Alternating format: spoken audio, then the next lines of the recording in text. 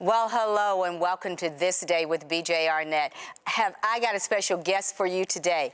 He is the amazing actor, producer, director, all things film and for Christ, of course, Mr. A.R. White, David A.R. White. Thank you so much for joining us today. It's a pleasure. Thank you so much for having me. It's a pleasure to have you.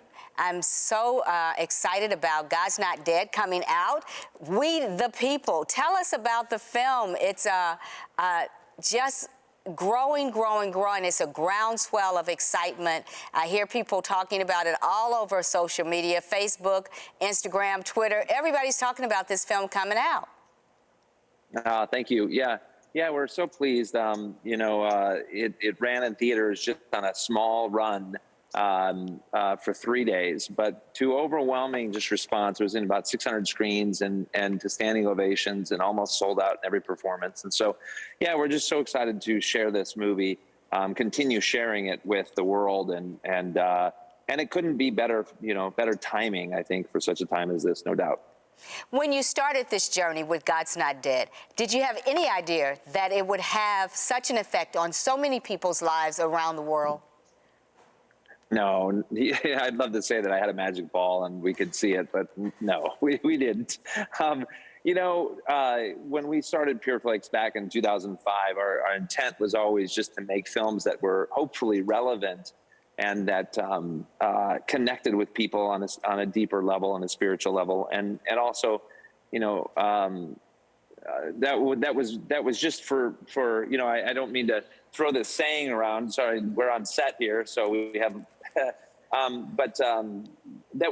it was relevant for now, and I think that's what the God's Not Dead brand and franchise did so well, is that it somehow always comes out right in the middle of something that's going on in our culture that really hits a nerve, and that's why people are more connected to it. It's amazing that we can produce and direct and we can act, but we don't set the timing the way God does. Nobody can orchestrate it the way he does, right?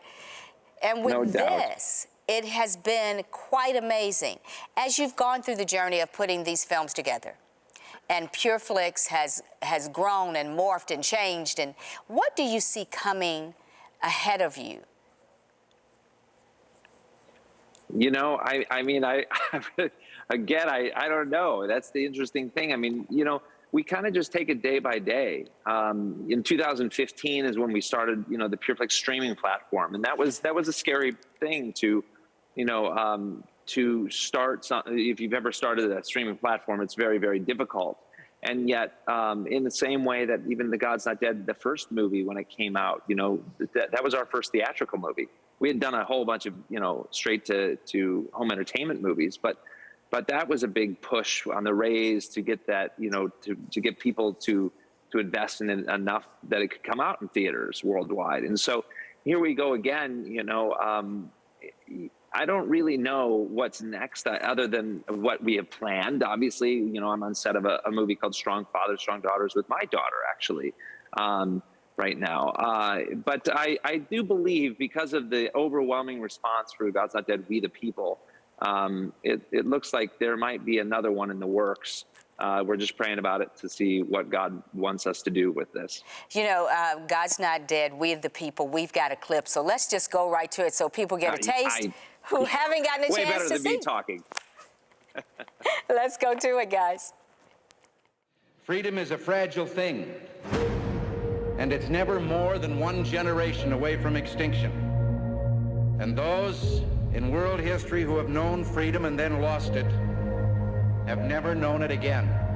Let's face it, your God, your book, they're in the way. You feel that you're making a last-ditch stand for your faith, and you've chosen this as a hill that you're willing to die on. Our whole faith started because one man chose a hill he was willing to die on.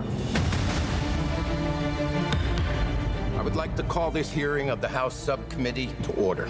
Right now, there's an effort underway to mandate universal educational guidelines. Once we decide what a child needs to know, it becomes imperative that every child know it. Remember the visit we got from social services the other day?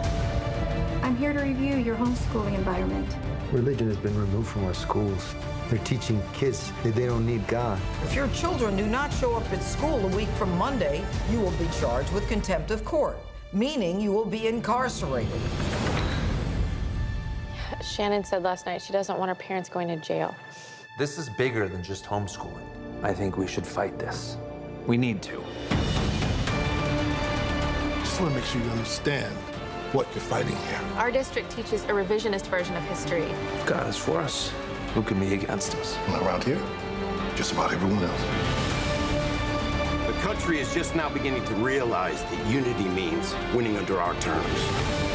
For 2,000 years, men have been trying to get rid of Christianity. What makes you think that you can accomplish what they couldn't? They didn't have an 83% approval rating.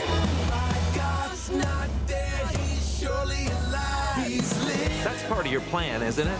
Keep us all divided so we don't realize that you're really chipping away at our freedoms and liberties. America is a country so blessed to whom much is given, much will be required. You see those statues and those monuments out there? They say, you work for us. You are out of order, Mr. Bell. Government of the people, by the people, for the people.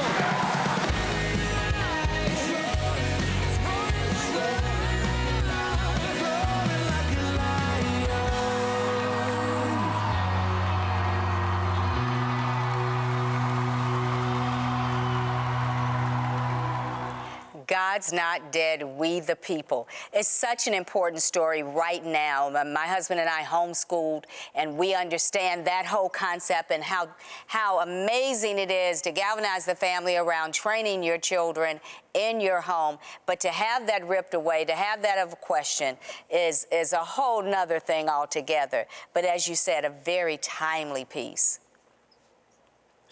Yeah, I mean, I didn't know much about homeschooling, obviously, up and before the pandemic. And then you realize, homeschooling has more than doubled since the pandemic. Yes. I think because parents realized, wow, our hats are off to every parent that had homeschooled before, how hard it was.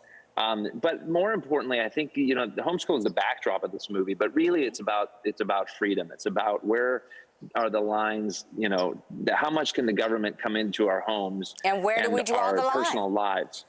Exactly. Yeah. When I look at all of the wonderful actors that you have in this piece and have in this film, I can't help but think, how in the world do you get yourself wrapped around the whole production process of a film so mammoth? Because this has a great story, has a timely story, and then you've got to place the right people in the right position, the right actors, everything has to be just right. How do you do it? Yeah. a lot of grace, This movie was in the works for quite a while, actually. It was written before God's Not Dead, A Light in Darkness, which is interesting, and I think it just is a testament to how the Lord really designs things for the timing. And it was shelved. The original script was shelved for a while. And then we started to try to make this before the pandemic, and we got shut down, obviously, because of that. And we weren't able to get it going up until this last January. We shot in a blizzard in Oklahoma. Wow. And then, of course, we expanded into D.C. And we were shut down a couple of times in the process of making it, as sets do with the whole COVID stuff. But again, it's just the timing, I think, couldn't have been more perfect. And everything that we're going through, personally, in different ways, and then to bring it to screen, hopefully in an entertaining, enlightening, and yet uplifting way. It is an amazing journey to watch from the beginning to this one. But now you're on set with another film, which is so awesome as well, with your baby girl, with your daughter, strong fathers, strong daughters, and you've got so many stories to tell. Yeah, I don't know. You never know exactly which story we're going to be telling at what time. But we're thankful for Pureflix and our relationship now with Affirm and Sony, yes, and allowing us to do more content for the platform that's available 24/7. And so but I do think since this interview is about God's Not Dead, we the people.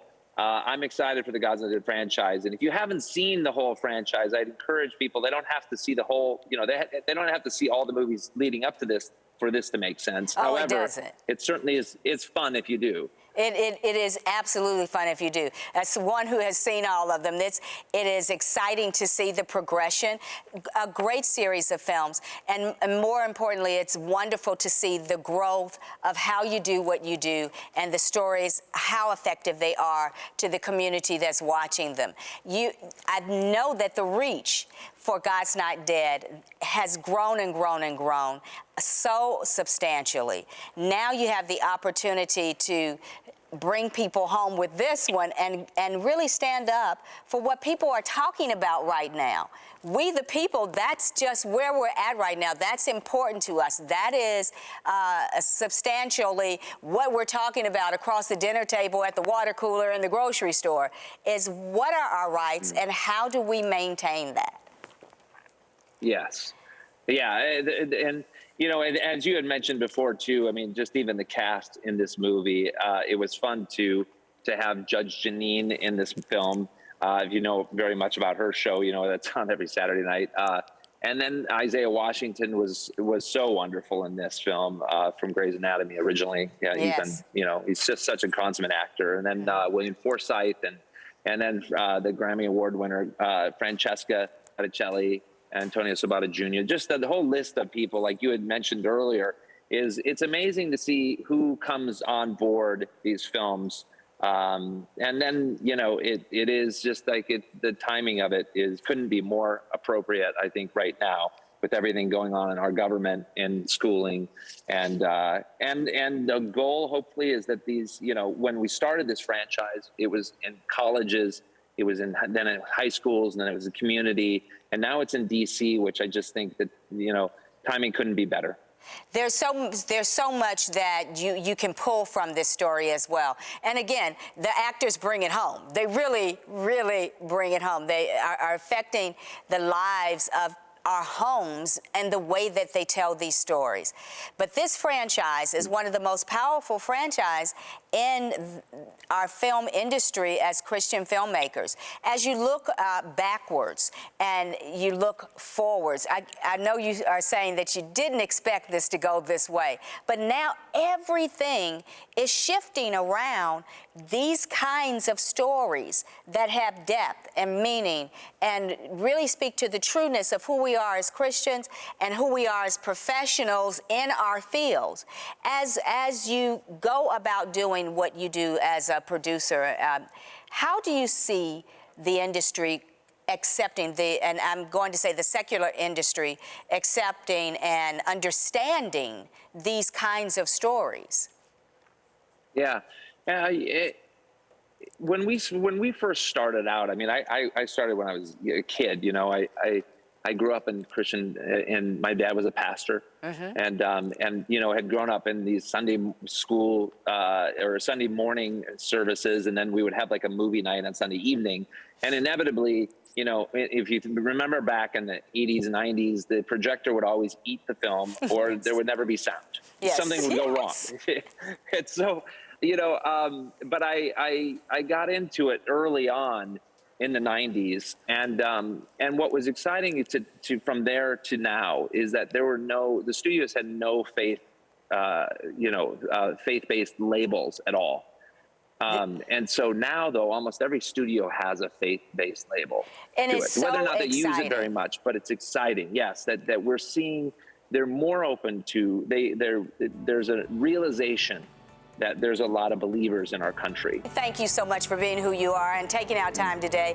What a wonderful story. God's not dead. We, the people, see it. Amen.